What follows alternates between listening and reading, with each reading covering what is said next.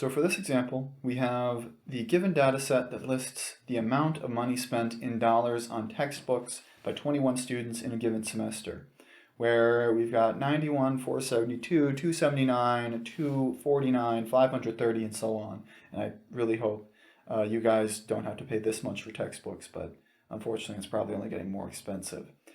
Anyway, what we want to do here is construct a frequency distribution with 6 classes for this data set. And looking here before we get into the work, this actually does, to me, illustrate why you might care about frequency distributions. Because seeing this pile of numbers, we got a couple small numbers, we got a couple pretty big numbers, but I can't discern a nice pattern here. I don't really know what I would say about anything in here being particularly meaningful, except that I can recognize the highest and lowest values here are 530 and 30, but when you've got a range that big, it might not take you somewhere useful. Anyway, this is why we'd want a distribution, because maybe that data set actually does illuminate some important patterns, but as it stands, it needs a little help. So we're going to follow our process, where our first step, again, is the number of classes. It's given, but like I said earlier, it really shouldn't be given. Anyway, we're working from 6 classes, and then to get our width, we need to find the range. And for the range of this data set, it's not very hard. We've got highest, 530, minus lowest, which is 30 over 6, our desired number of classes.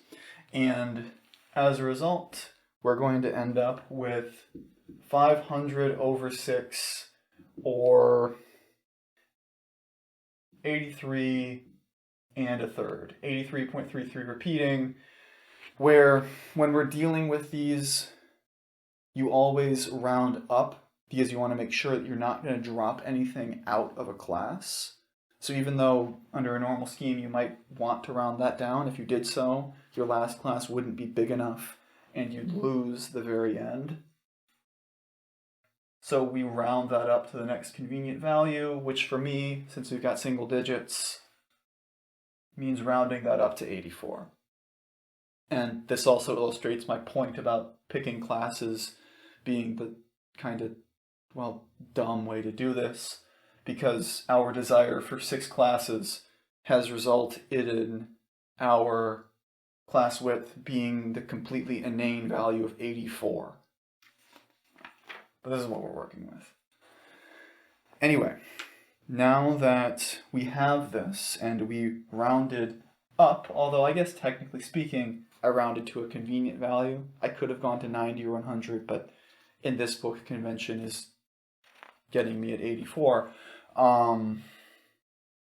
We now have to find the limits. And to find the limits, we start from our smallest value.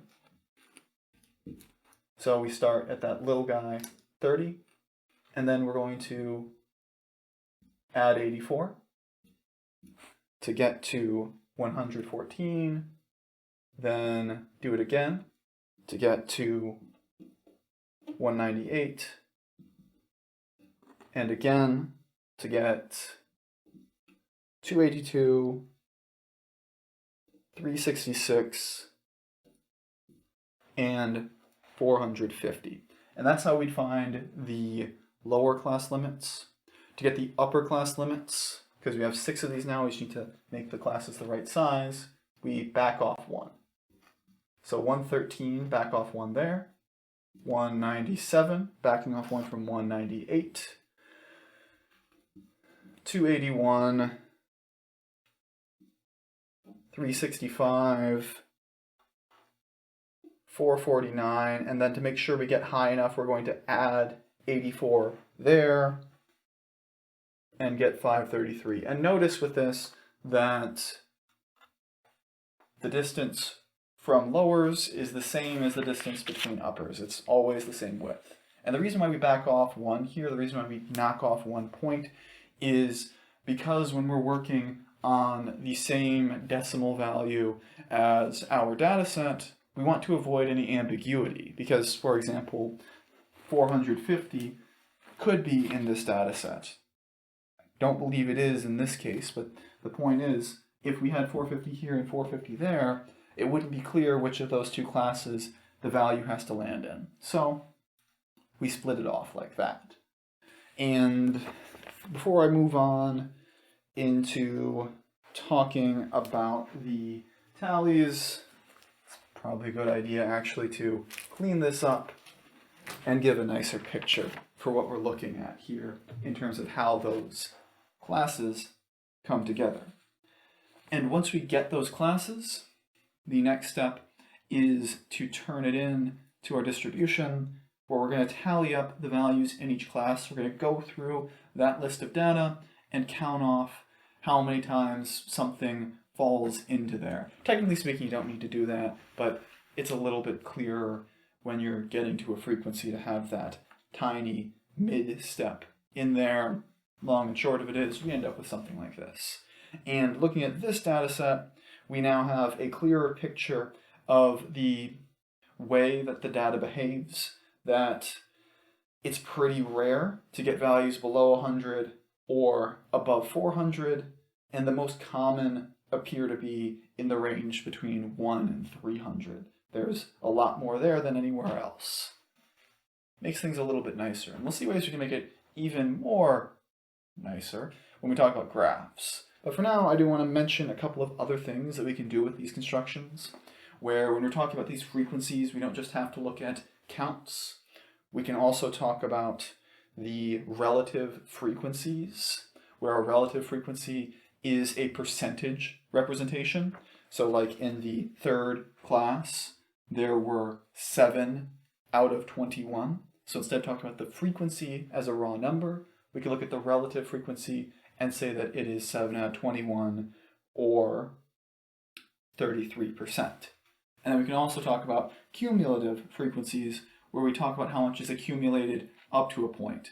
To see that going up to that third class, we had 3 in the first, 5 in the second, 7 in the third, so that's 15 out of 21. Again, the majority pays less than $300, less than $281 specifically.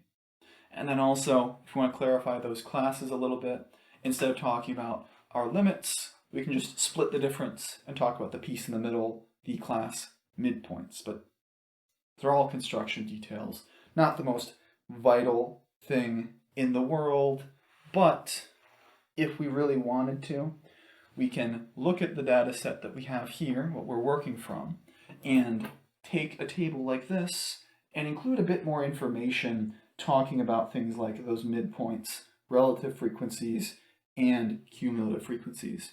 And when we have that extra information, we can better identify some of those patterns that we might be looking for.